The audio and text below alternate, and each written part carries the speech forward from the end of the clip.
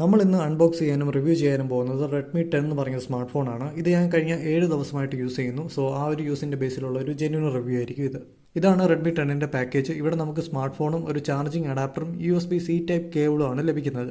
ഈ ഫോണിൽ 18 വാട്ട്സ് വരെ ഫാസ്റ്റ് ചാർജിങ് സപ്പോർട്ട് ചെയ്യും. പക്ഷേ നമ്മുടെ കയ്യിൽ ലഭിക്കുന്നത് 10 വാട്ട്സിൻ്റെ അഡാപ്റ്ററാണ്. നിങ്ങളുടെ കയ്യിൽ 18 വാട്ട്സിൻ്റെ അഡാപ്റ്റർ ഉണ്ടെങ്കിൽ അത് ട്രൈ ചെയ്യാം.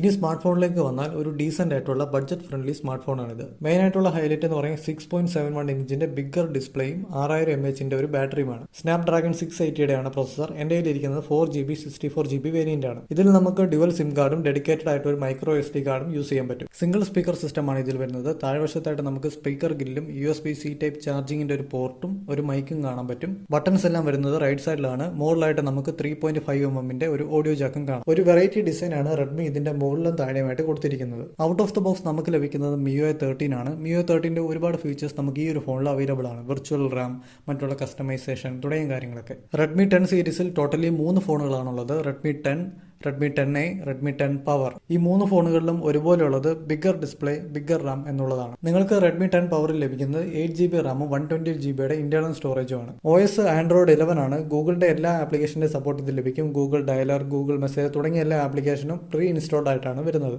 ബിഗ്ഗർ ഡിസ്പ്ലേ ആയതുകൊണ്ട് തന്നെ അടിപൊളി വ്യൂയിങ് എക്സ്പീരിയൻസ് ആണ് ലഭിക്കുന്നത്. ഒരു മൂവി കാണുവാണെങ്കിലോ മറ്റുള്ള വീഡിയോ എക്സ്പീരിയൻസ് ചെയ്യുവാണെങ്കിലോ നല്ലൊരു ബിഗ്ഗർ ഡിസ്പ്ലേ ആയതുകൊണ്ട് തന്നെ നിങ്ങൾക്കത് നന്നായിട്ട് എൻജോയ് ചെയ്യാൻ പറ്റും. ക്യാമറയുടെ സൈഡിലേക്ക് വരുവാണെങ്കിൽ ഡ്യുവൽ ക്യാമറയാണ്. 50MBയുടെ മെയിൻ ക്യാമറയും 2MBയുടെ ഡെപ്ത് സെൻസറും. ഫ്രണ്ട് ക്യാമറ വരുന്നത് 5 മെഗാപിക്സലിന്റെ ആണ്. ഫ്രണ്ട് ക്യാമറയും ബാക്ക് ക്യാമറയും ഉപയോഗിച്ച് നമുക്ക് 1080ലും 720ലും 30fps വീഡിയോ ആണ് എടുക്കാൻ പറ്റുന്നത്.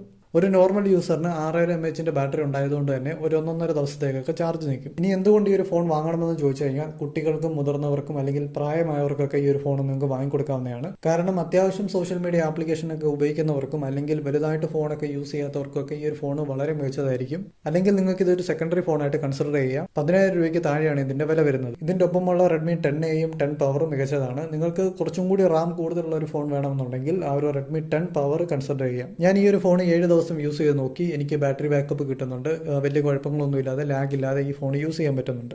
നിങ്ങൾക്ക് ഈ ഫോൺ വാങ്ങാൻ താല്പര്യമുണ്ടെങ്കിൽ ഇതിന്റെയും റെഡ്മി 10Aയുടെയും 10 പവറിന്റെയും ഒരു ലിങ്ക് ഞാൻ താഴെ കൊടുത്തിരിക്കാം. നിങ്ങൾക്ക് അവിടെ നിന്ന് പർച്ചേസ് ചെയ്യാവുന്നതാണ്.